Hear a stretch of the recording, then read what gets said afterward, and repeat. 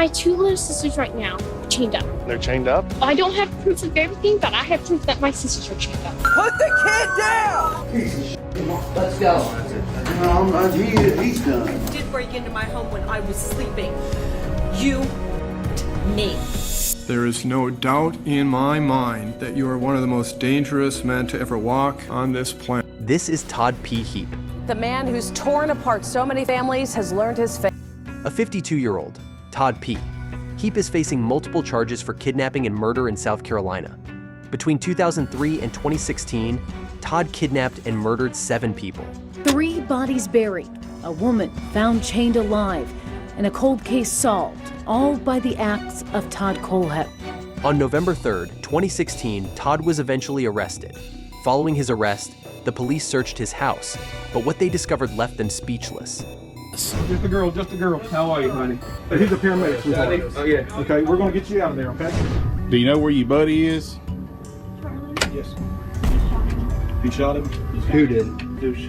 Todd Kohlhepp shot Charlie Carver 3 times in the chest, wrapped him in a blue tarp, put him in the bucket of the tractor, locked me down here, and I never seen him again. During his interrogation, Todd didn't hold back. I met her there. Okay. Got her number, and I picked him up, got him down to my building, and that's when Johnny pulled a knife out, and You shot? I shot. So then you shot him how many times? Shot him twice. Okay. In the chest. Okay. And you shot her? Not exactly. I shot him the back, tight in the back.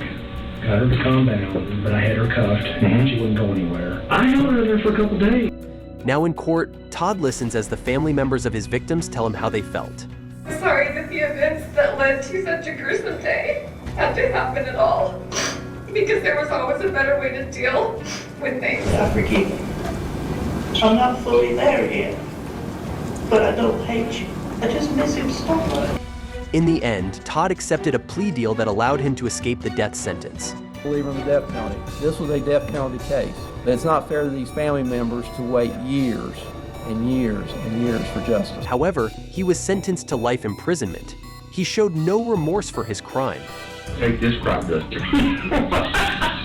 Todd is currently serving his sentence in Lieber Correctional Institute. As we saw Todd's reaction to his sentence, it brings to mind the strikingly similar response of Michael Webb, who faced charges for kidnapping in Texas. In May 2019, a mother and her 8-year-old daughter were taking a stroll when Michael attacked the shocked mother, who hurriedly called the police. Oh my God, guy! Help me! Following investigations, the police were able to track him down to a hotel. The room information for room 333. I need like the person's name, when they checked in, all that stuff matches the description. Fortunately, the child was rescued unharmed. Hey, here's you! Got her! We got her! And Michael was taken in for questioning. And I know I missed somebody because when I pushed the woman and grabbed her, I heard somebody screaming. I told her that if she said anything, that I would do something to her parents. And if I was in jail, I would have my friends to do it. He was eventually sentenced to life imprisonment without the possibility of parole. While Michael's actions were shocking, they were nothing compared to the utter mayhem caused by 35-year-old Granville Ritchie. Today, a judge upheld a death sentence against Granville Ritchie. He's convicted of and murdering a 9-year-old girl. Granville Ritchie is in court for multiple crimes, including kidnapping and murder. In May 2014, 9-year-old Felicia Williams went missing after her neighbor and godmother, Ebony Y, invited her friend Granville over to her house. The police were notified, and both Granville and Ebony were brought in for questioning. Any idea where this girl may be? I wish I know. Can you tell me how you told us? The house that they're standing on, and if you look to the left, I used to stay in that house. However, the next day, the body of the girl was washed up on Tampa Bay. The police intensified their investigation, and Ebony and Granville were brought in for questioning again. In that room, man, that little girl was gone. Did he tell you to say that he wasn't there? To say that his mom was there? Yes. Why lie? I got scared. Forensics and investigations pointed to Granville, and he was arrested. Now in court, the prosecution addresses the court. And then he took Felicia's lifeless, nude body, and he threw it like someone would throw a bag of garbage. Followed by the state attorney. Felicia Williams' life meant less to this man than his sexual desires to violate her. The prosecution argued that all the evidence pointed to Granville and called on their main witness. And it was like, what you lied about? I said I left her with Trevor, and he wanted me to go and get some weed for him. And then when I came back, she wasn't there. They also revealed a 911 call from Granville's phone, which they stated must have come from the girl. 911. Then, they rested their case. Ultimately, there was a person in between him and that little girl that he wanted to get alone so that he could do these vile things to her. To do that, he had to get that person out of the way. And even though these are violent, brutal crimes that he committed on this little kid, he didn't use violence to get that obstacle out of the way. He used deception, he used lies, he used manipulation. However, Granville's lawyers disagreed with the prosecution. When Felicia Williams is missing, there's no signs of a struggle in that apartment. There's no DNA evidence left by Felicia Williams that you would expect. No hair, no skin, nothing. They called on their own witness. Do you see any evidence in the autopsy report and the photographs that would suggest to you that a sexual assault, sexual battery had taken place in this case? No. They insisted that. Granville Ritchie remains innocent. Now it's time for the jury to give their verdict. We, the jury, find as follows as to count one of the charge. Defendants guilty of first-degree murder as charged. But before the sentencing, the family members of the victim had the chance to address the court. And he discarded her like she was nothing. I've waited 2,310 days for this day to come. And I regret today is that I cannot ask for his fate. And that would be for him to be hung, for him to feel what my daughter felt. It was an emotional moment, and the judge wasn't left out. My heart breaks for you as a mother. Absolutely breaks for you as a mother. However, the most shocking statement was from the victim's father. I forgive you, bro. That's how strong my God is. I can come in and smile at you today with no harm or ill will towards you. You my brother. You made a mistake. But you got time. You got time to get right with God, bro. Because the journey you got ahead of you gonna need God.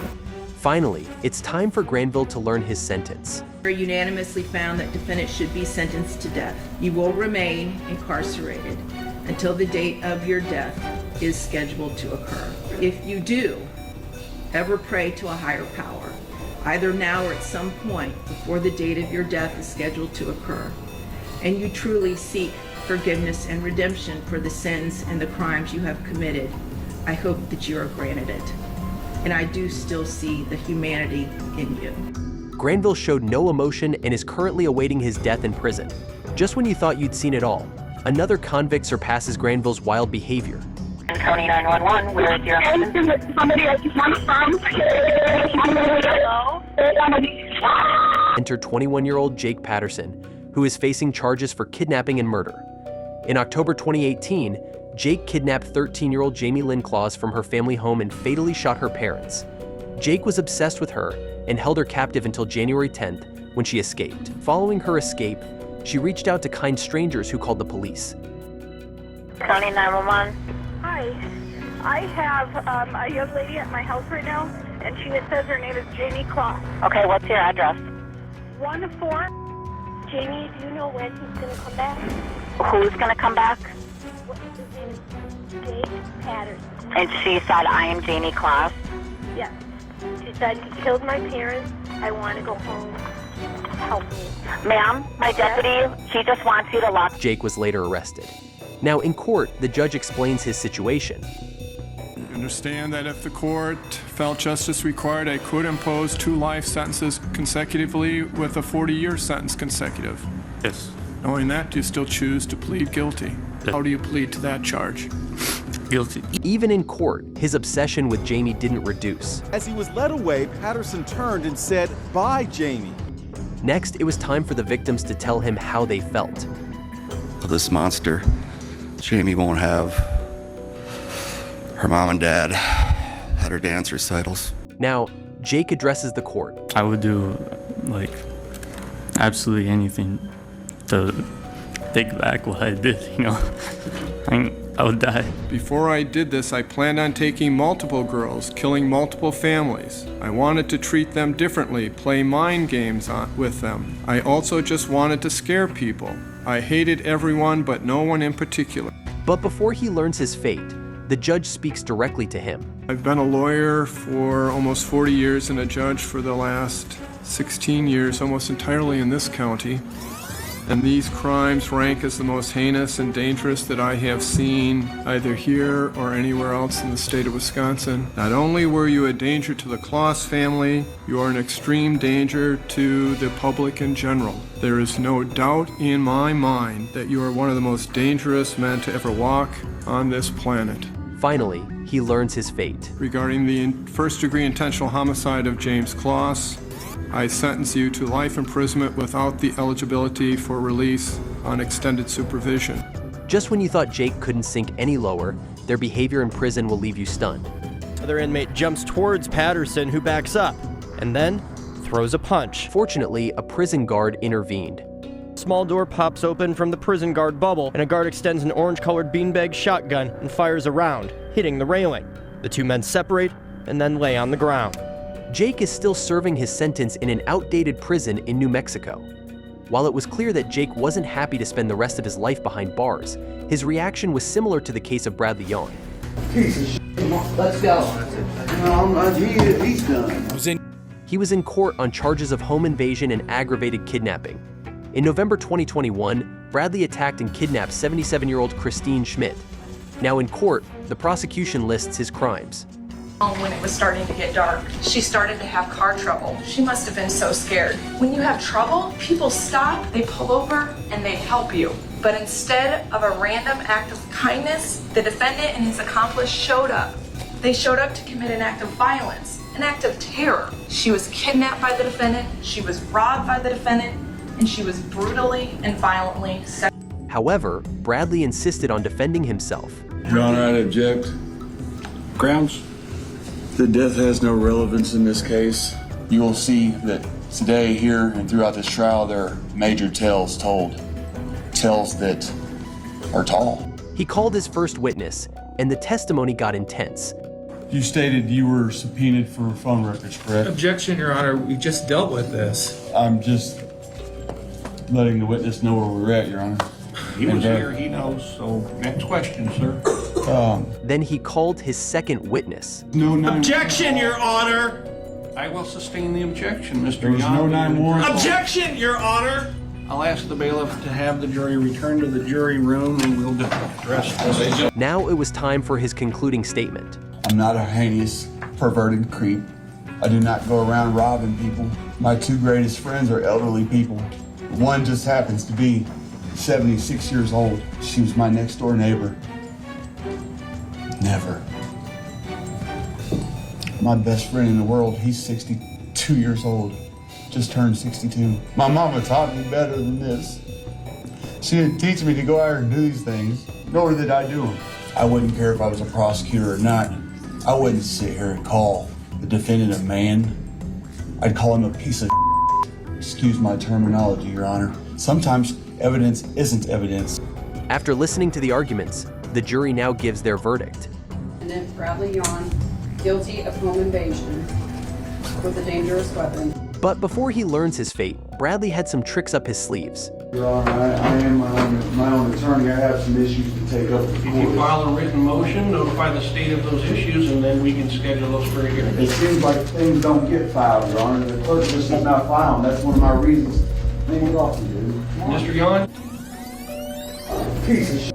Let's go. He's done. Eventually, Bradley was sentenced to 130 years in prison for his crimes. While Bradley's behavior raised eyebrows, it's nothing compared to the disturbing actions of Trevor Summers. Trevor Summers is facing charges for attempted murder and kidnapping. In March 2017, Trevor broke into the house of his ex-wife, Elisa Matthews, and held her hostage for hours. Eventually, a good Samaritan noticed her pleas for help and called the police. Some chick just ran out of the dude's car. He just grabbed her and put her back in the car. What's the address? It's Walgreens Fish Hawk. I don't know the address. Representing himself in court, Trevor questions his wife. Do you recall where you were sitting at the time I made the video? I was hog-tied on my bed. Is it true that we had sex?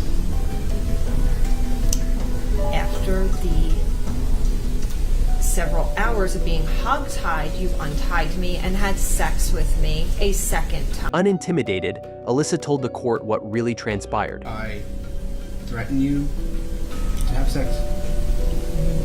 You broke into my home in the middle of the night when I was sleeping, attacked me and tied me up. I take that as, yes, you threatened me to have sex with you. Yes, prior to having sex, you did push me, you did hold me down, you did tie me up, you did attack me, and you did break into my home when I was sleeping.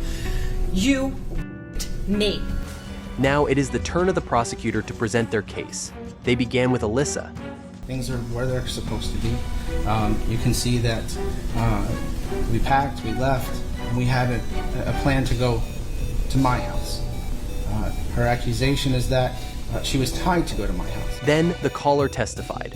Do when he was running towards the female? He caught up to her and grabbed her, kind of wrestled her back to the ground. And finally, the video evidence was presented. I have been holding her against her will since 20 after 11. Yeah. They did tie her up to keep her from contacting authorities and giving me enough time to get out of town. Some time to say bye to the kids and leave, as well as leaving her everything that I have, house, car, some funds to take care of the children. Then they rested their case.